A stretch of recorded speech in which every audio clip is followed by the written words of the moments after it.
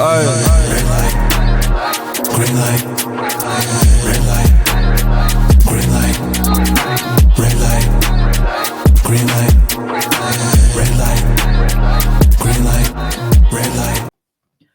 Folks, we're going to be heading into Odyssey World today, world of extreme, a world of craziness, because with us today, she's obviously your Odyssey Pro Wrestling Women's Champion, Leah Raven. Welcome, Leah. Hello. Hi, thank you for having me. It's a pleasure to have you here on the Soul Sessions. But of course, you know that we do every guest. We have a little bit of a routine. Every guest has a story, and every story has a beginning. How did your story begin as a wrestling fan?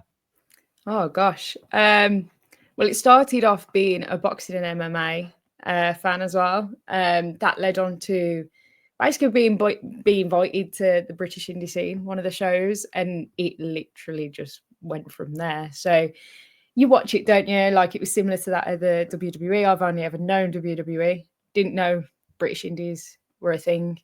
And then you're like, oh, this is well cool. But to be fair, I think personally, if I'd have known about it sooner, I'd have been in it a lot sooner as well. But yeah, it basically took off from there, which is very quick answer. But yeah, it just took off from there. Hey, took us off right into the stars, and look at you now, done so many great things within the world of wrestling. But it's quite fascinating. You say that you were a fan of, pro boxing, MMA, and I would love to know, how have you found both fan bases, the wrestling and the pro boxing and MMA side? Are they quite similar, or are they quite very different individuals within that fan base? Very different. Yeah. You get the chat, like the cheering and the whatnot and the boos occasionally. Not as much with boxing. With the booze, but yeah, wrestling's a lot more entertaining. You get the songs that people sing to the bad guy or the good guy. You get a lot more chanting, a lot more what's the word I'm looking for? A lot more atmosphere, I'd say, with wrestling. Yeah, definitely. It's very different, very varied. Yeah, very varied indeed. And, boxing in itself is quite a long-standing art form. You look back at the likes of, obviously, Mike Tyson, Muhammad Ali, so many great individuals within that field. And for yourself being a boxing fan, what is it about boxing that caters to you? And is there any kind of correlation with wrestling? Is it just, the characters, the presentation, the lifestyles of, boxers and wrestlers? What is it about boxing that really caters to you as a fan? It was genuinely just how people conducted themselves. So it wasn't so much character, but it was, for me, how people held themselves on the right. It represented a lot of strength and control over yourself. So I think that's what initially drove me to that. I did do exhibitions, so with training. I never actually got to a main fight. But if it would have been mainly charity. Same with MMA, it was charity. But I did do the MMA in a cage. So again, it's all about that control and having that control over your own body and pushing yourself. It was a challenge. So I think that's what appealed to me more. But just as a fan, it was how people conducted themselves and still to remain professional, even though you're getting all that. But it was just an adrenaline thing, I think. And I do say, I do love theme parks, roller coasters, a bit of an adrenaline junkie. So that's probably why it also appeals. Yeah, no, absolutely. There's a very adrenalitic sport. You see the walkouts, you see what UFC have done, and obviously you must be such a fan that TKO exists, the merger of WWE and the UFC. Do you think that it was just always going to happen? This is where the path was always going to go, that the world of MMA and wrestling was always going to combine into a super promotion? I didn't think so. Because although they are similar in some senses, they're so far apart in others. I never thought for a minute you'd see that. So it's interesting, very interesting. But it's nice to see that they are combining that, because then it's bringing another art. It's bringing two arts together in essence. And I think personally for me, the boxing MMA background for me has been brought into my wrestling as well, in terms of how I am, how I think. how I conduct myself as well. Absolutely.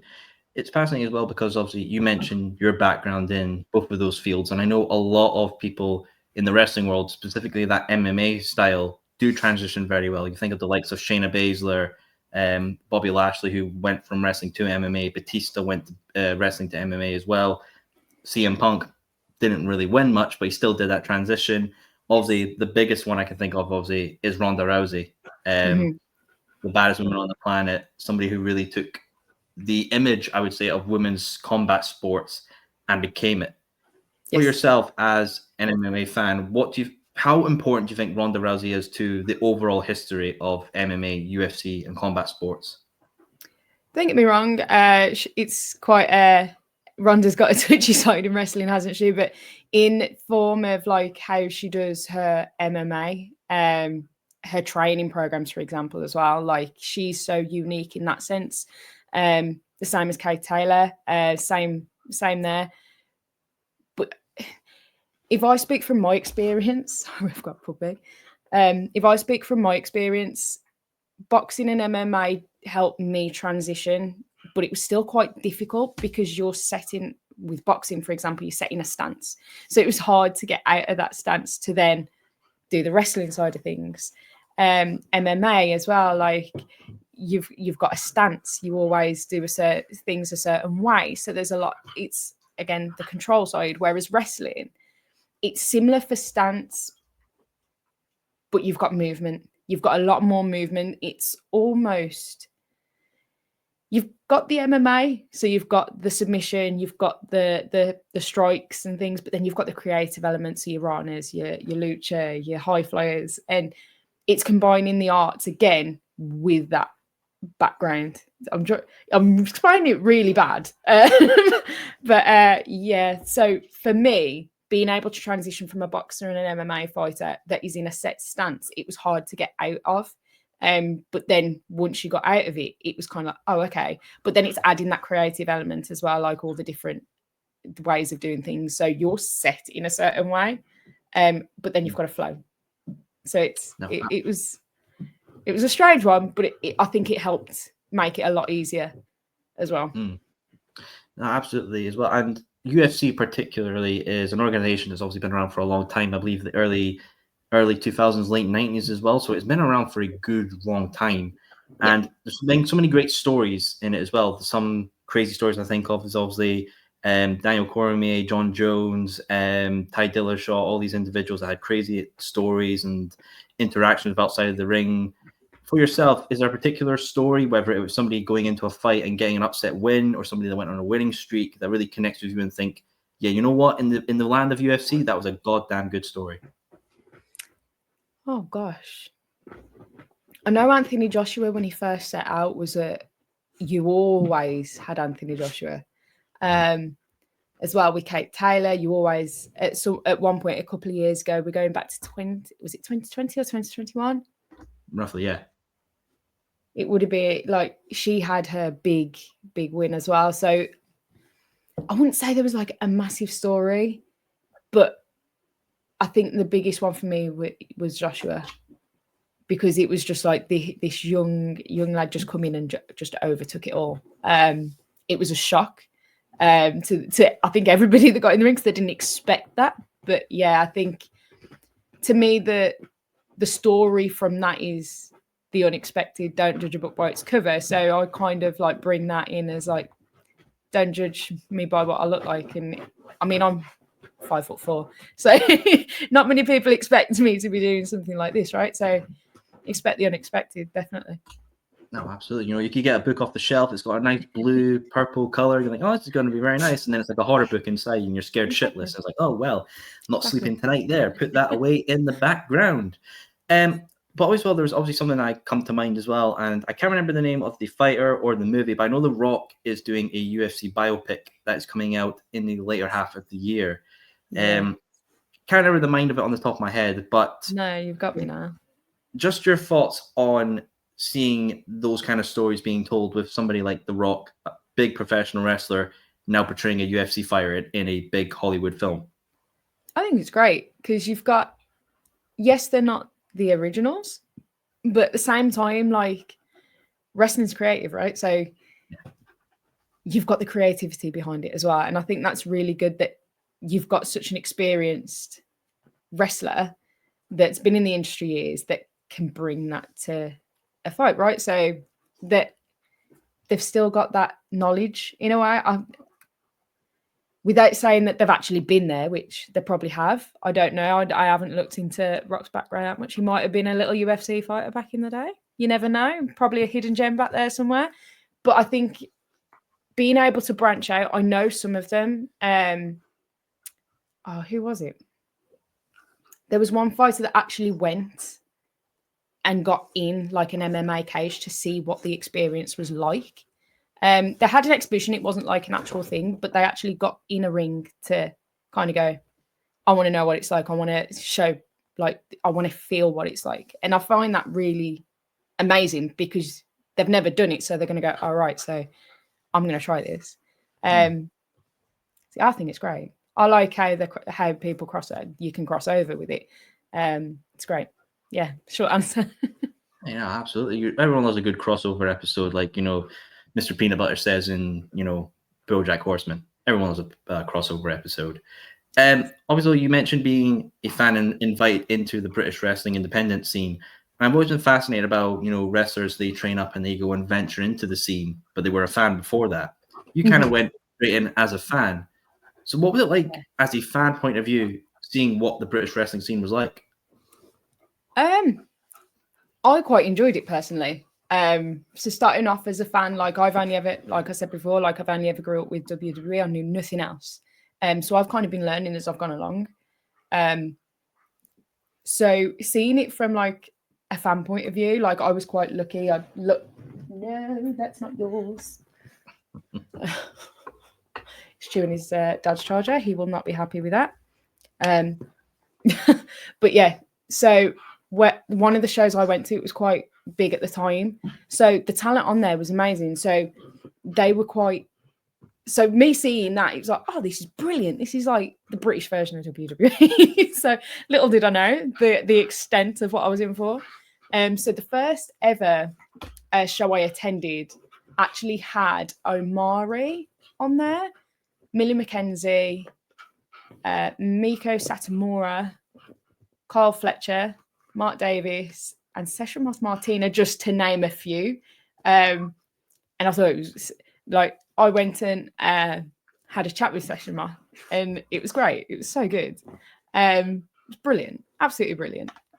Trent Seven as well was on there, Mustache Mountain. Yeah, everything. So I was really like, oh wow.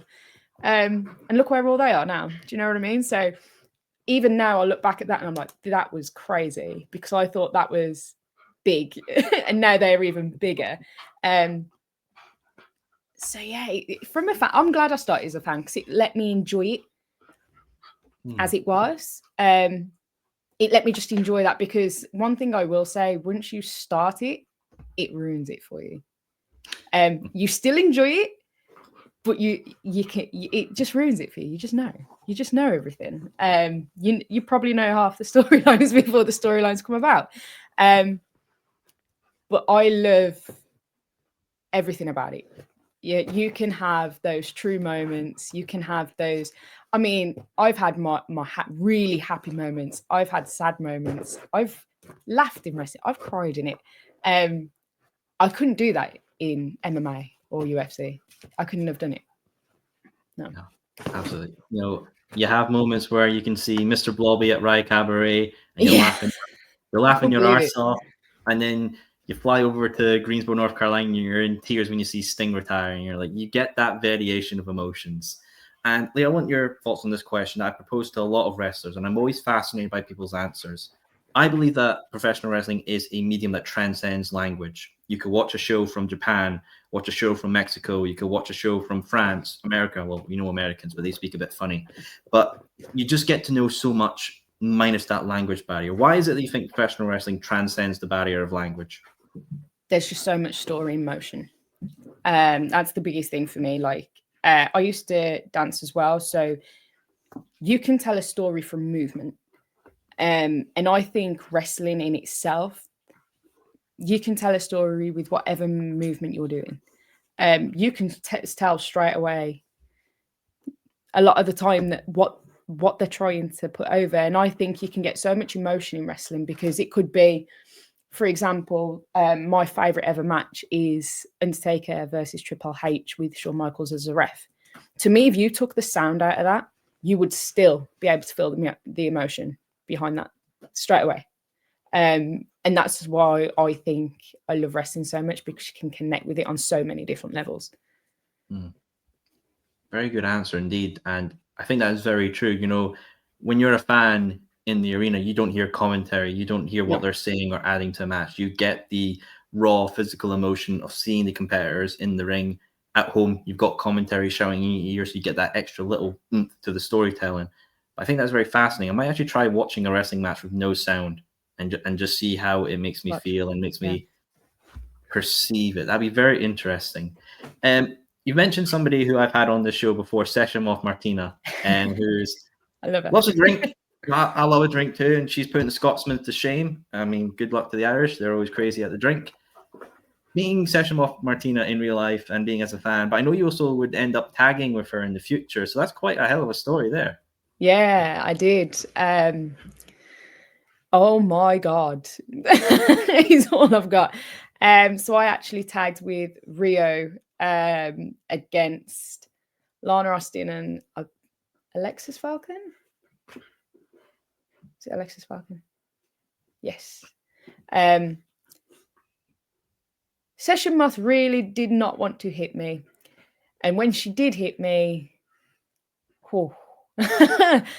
those chops go through you and some. But I love her to bits. We gave each other a hug. We were fine. She had a drink at the end. She was happy. So, yeah. Every experience I've ever had with Session Moth Martina has been a positive one. She's great to learn from. She's great to even just listen to about any of experiences. So yeah, she's brilliant. I love her. Yeah, she's a great person, great former guest. I know she's in a crazy marriage situation at Riot Cabaret with Tate Mayfairs and James Ellis. Yes. You know, I'm obsessed. Best of luck to those three because something's going on there. I'm just gonna sit on the sidelines and I'll make the room and I'll wait. Yeah, working tomorrow. We kind of get too pissed. But as well, you've ventured into the British wrestling scene yourself. That step to, you know, once a fan, always a fan, but getting into the square circle itself, what was the decision in your mind to make that leap? Initially, I did start training as just a form of just keeping active. And I did that for a little bit. And eventually it happened out of nowhere. I showed up to a training session and they said, "Do you have gear?" I was like, "Yeah." And they said, "Oh, that's good because in a couple of weeks you're on a show." What? That was it. That was it. And I was like, "I'm not ready for that." "Yes, you are. You've been ready for months. You're fine." And to be fair, I think after COVID and everything, like it was Sam Bailey that pushed me to go, "Yes, you're okay." And since then, it's just I'm here. So I can not be grateful. But looking back at that, like that seems like yesterday. That doesn't seem like I think it was 2022. It does not seem that long ago at all. But in terms of just taking the leap, it was hard because I was not a very big believer in myself at all. So to be able to take that leap and go, "You can do it," was mad. And to solidify that, I kept asking for Lana Austin at Future Shock. And I kept asking and I kept asking and I kept asking. And one day they put the graphic up and it was. And I was like, "Oh my God." I'd trained with Lana. I'd idolized Lana from the get-go as well. She was phenomenal. So to be able to be given that and they trusted me to do that, and Lana was like, let's have her. Like, I was bewildered. I come backstage after that match, and there is a photo on my social media of me and Sam Bailey hugging. He literally, as I come backstage, just gave me the biggest hug, and he was like, "You did it." I didn't win that match, but I felt like I brought so much out of that match. And even that day, I remember saying, like, I'm so glad I took that leap, because I just wouldn't have had it. It was brilliant. You know, you got to take the leap for the betterment of yourself, because you never know where you're going to go if you don't take those opportunities. And I want to take a wee bit of a detour and mention about Lana Austin. I think, you know, there are 3 key women in our scene right now who are just levels above everybody else. And they are obviously Rio, Nina Samuels, and Lana Austin. When you look at somebody like Lana Austin, what she's done, former Progress Women's Champion, she has both the TNT Extreme Women's Championship belts. She's the ICW Women's Champion as well. She's quite left her mark on the scene of being quite a dominant champion. For yourself, Leah, if you look at UK wrestling history, where do you think Lana Austin fits in that? There's too many words to describe. I'm not going to build her ego up anymore, but she's so well traveled, so well experienced. Like, I remember a conversation with her where she disagreed that she was a vet. To me, anybody could get in a match with Lana Austin, anybody, and she'd be able to absolutely make it look like WrestleMania. I think there is nobody better right now than Lana Austin. If you're going to take advice from anybody, it'd be her, 100%. Absolutely. Hey, I had her husband Rob Drake on. You know, he was a great lad, and I can't wait to see them as a tag team. Get them some tag team goals. Yes. Rob Drake and Lana Austin. That'd be a good tag team. I'd love to see. But you know, you speak of veterans. You've met some veterans, also legends. I know you met Lita and Trish Stratus in person. I did. The story, that was amazing. Oh gosh, it was my first ever For the Love of Wrestling event. I was Fierce Shot champion at the time. I got to meet them both. I got to meet quite a few. I met Rhino as well, Hornswoggle. I got to meet Rikishi. That was amazing. So yeah, to be able to, when Mandy Rose as well, by the way, she looks the exact same in person. I was just like, this is amazing. It blows my mind every time, but I have to say it. She does look the spitting image in person. She's amazing. Lita and Trish were just like, we'll have a photo of you. Trish was all for it as well. She was like, right, we're going to do this pose, we're going to do that pose. I think I had about 4 different photos with Trish. But she was just like, oh, I'm going to do this. Like, say, like, if there's anything I've learned, it'd be this. Or don't ever stop, like, dreaming bigger. And, she was amazing to talk to. She was just class. Yeah, another one that's just amazing to just talk to. Yeah. Hey, get it on the bucket list. Meeting you, going on your world tour of meeting legends. And obviously, you know, with what Trish Stratus and Lita built upon led into the Evolution pay-per-view. And we're getting another one, which is obviously on July 13th. We'll be getting the second iteration of Evolution. Your thoughts on Evolution making a comeback, and why do you think it just took so long for this pay-per-view to come back? To be honest, I never watched a lot of Evolution, but I think since Triple H has taken over, there's a lot more vision and the more creative there, because he's had a lot of time to be the wrestler, to be. He's got that much experience of being a wrestler. He knows what wrestlers are like, if that makes sense. So to have a wrestler own a big promotion like that, the whole creative side of things, I'm looking forward to a lot more. The same as like all the stories that are coming up. They all speak like it's amazing, like what he's done. Like even with the Bloodline and Cody, it was like, where are they going with that? Where are they going with this? Where could they possibly take this now? And it was always proven wrong, because there was always another thing to come. I would like to see what comes next. You know, people at the edge of their seats, people are ready to buy those ticket prices because they want to see what happens next. And I'm sure Evolution will be a great pay-per-view to have. We've seen Nikki Bella returned at Raw last night. I mean, is there any other legends you'd like to see come back for a second Evolution show? Oh, I keep saying AJ Lee, but I don't think she will. Simply because I know that Roxanne Perez has started to do a lot of things that I know AJ did. So I don't think she will. I did think when CM Punk did make a comeback, he was another one I said would never ever come back. When I saw he did, I was like holding out a little bit of hope that she might. But no, I think she's just so set in what she's doing now, and fair play.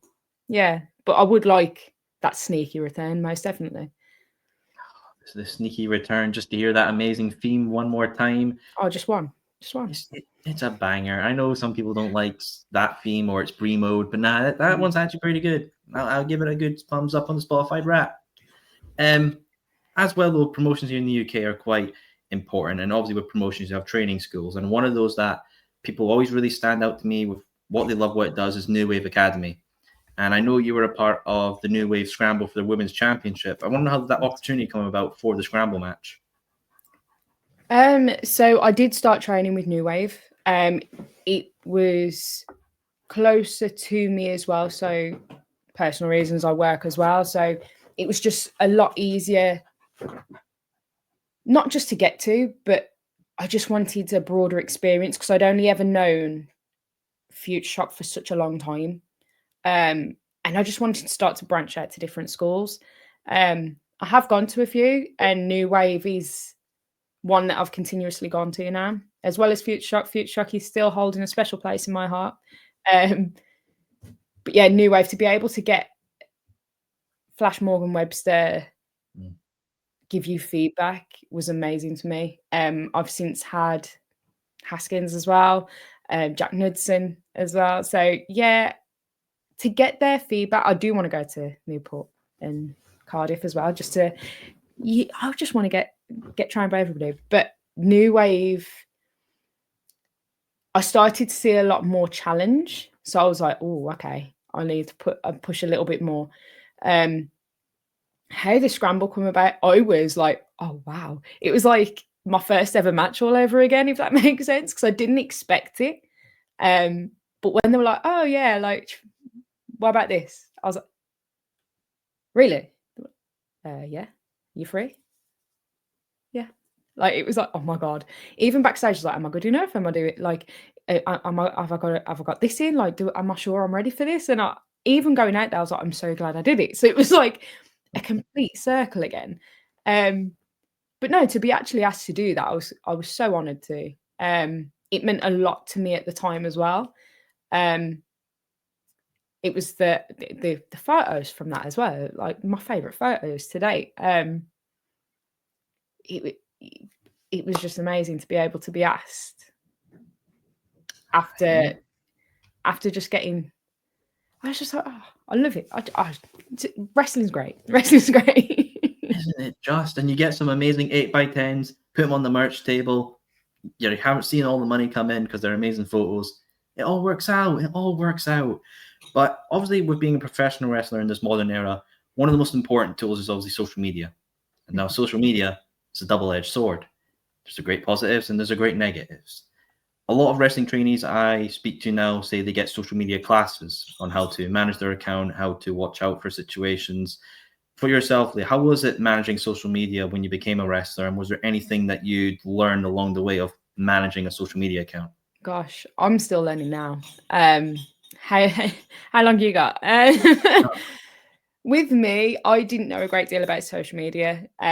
Even like I'd use Facebook and Instagram. Like I actually prefer Instagram, to be honest, because you just put your photos up there, put a nice little caption, send it off.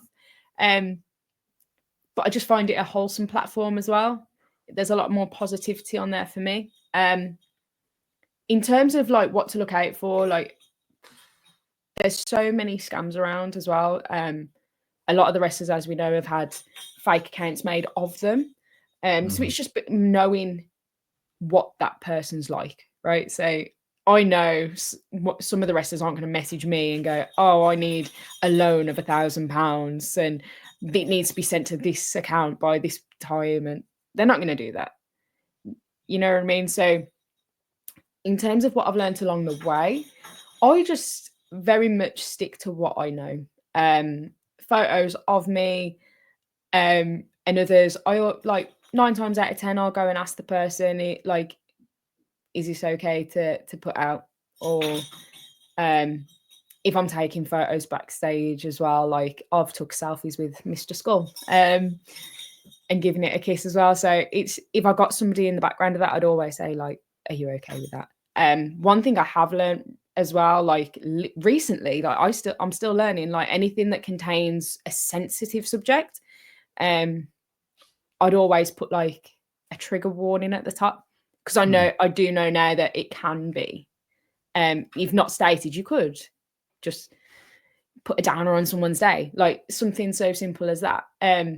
Not that anybody would go out their way, I'd hope, to ruin someone's day, but just being sensitive, a little bit more sensitive in that respect. That's something I'm so glad someone come up and told me. Absolutely, because that is something I will carry forward. But yeah, just being sensitive to situations, and obviously be smart. Like, you're not going to go out your way to do something stupid, right? So I keep my content down to me and what I'm doing. I put my match photos up as well. Like, people in the matches are sharing it. I'll tag everybody in it, the ref, even down to the ref, the promotion, the photographer, everybody gets a tag. But I quite like sharing that. But yeah, definitely share the people taking the photos, right? It's because they've gone out their way to photograph that to you. And the amount of fans that are shocked when I share their stuff, like, they're like, oh, thank you so much. And I was like, you've took the photo. Do you know what I mean? Like, I appreciate that you're giving me that content. So you're welcome. Right? So if a fan come up to me and goes, oh, do you mind if I put this on social media? Go for it. Just tag me in it. Simple as that. You know, you get great things with fans who take an amazing photo, and it's a moment that lasts forever, and you get so many great things from fans. Then obviously there's that dangerous side, you know, like with recently with Roxanne Perez, with the stalker situation that was arrested outside the performance center and had to beef up her security at meet and greets. And it's just always the worst things you really see with just fandoms in general. You know, you think of like K-pop bands, and their fandoms are insane sometimes. They're quite an insane bunch. Obviously be safe by yourself. So I don't post any of my private stuff, like phone numbers, personal email addresses, like my actual address. Like, I don't do any of that. And if people give their phone number out, that's fine. But if somebody got too much for me, I'd end up having to block them. Absolutely. It's keeping yourself safe. You get trolls online as well. I know a lot of it can do a lot of damage, like mentally, and it's just being able to control that situation, not just for yourself but for others as well. I know a lot of people have had trolls, but again, it's I what I'd say in that situation, I'm probably not the best person to ask, but me personally, if I was dealing with that, I'd block that straight away, no questions asked. It'd be a swift block, take myself away, have a bit of positive time, and then exactly, it's a function there. Take advantage of it. It's one little click, and it's the best button in the world sometimes, because you got to use it. It's my favorite button, if anything. I love a positive energy. A positive energy is a good energy. We love that. And, you know, somebody with a lot of positive energy who I'm a big fan of, when I was doing my research and saw him on your profile, why is the baby man, Adam Cole, sending you a little video? What's the story there? Come on, how is Mr. Baby sending the video? What's the story? I woke up one day and received that, and I was like, what is going on? So Simon was doing some esports hosting in London, and it turned out that he and Cesaro were on the show he was hosting. And they were down and they were having a discussion about the AEW show. And it got onto a discussion going, oh, yeah, my girlfriend wrestles. And he was like, oh, who is she? And they got on a discussion. And then all of a sudden, he recorded a video message. And I got sent that. And I woke up to that and I was like, what? And I was like, what's going on? And he was like, oh, yeah, that's Adam Cole. I was like, I know who it is. Like, what's going on? But I just couldn't believe it. That was amazing. That was lovely. Lovely of him to want to do that as well. So That's damn wholesome. Now, I mean, now I'm fancy booking. I mean, we have Forbidden Door coming up. You versus Adam Cole for the TNT Championship. I mean, I don't know if I could be like fighting that. Hello, you've got another guest today. right. This is Milo. Hey. Say hi. Oh, adorable. Thank you. I'll make sure they get their payment for appearing. Oh, bless them. He takes it in snacks. I'll make sure to bring out only the best, only the finest of the gravy, the bones, bone marrow. I'll make sure they get paid very well for their appearance. I would love that. Love it, wouldn't you? Bless him. But yeah, I don't think I could have a match with him. I'd have to tag with him. I think I'd have to tag with him.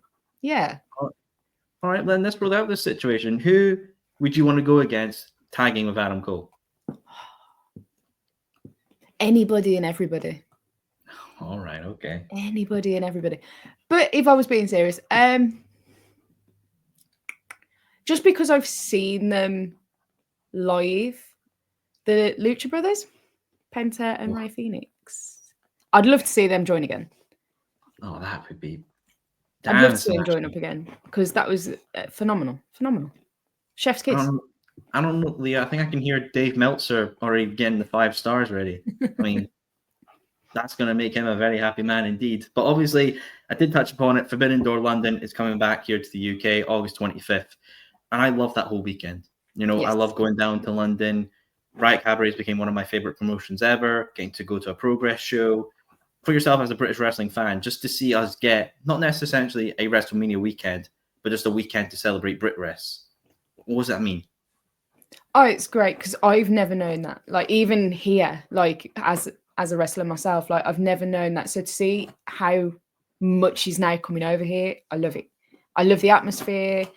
I love the adrenaline. You just want to be involved. You just want to go and jump in the crowd and say hi. Like, it's mental. But no, I do love it. I love the exposure of it now. Definitely. Just wholesome to see British wrestling getting that celebration. But, you know, I'm going to be a bit selfish and talk about my homeland, the land up north, because I know you made your ICW debut, I believe, last year. I did. Come on, you got to be a part of one of the legendary Scottish promotions. Was that just a little DM of like, hey, come work for us, or somebody give you a good reference?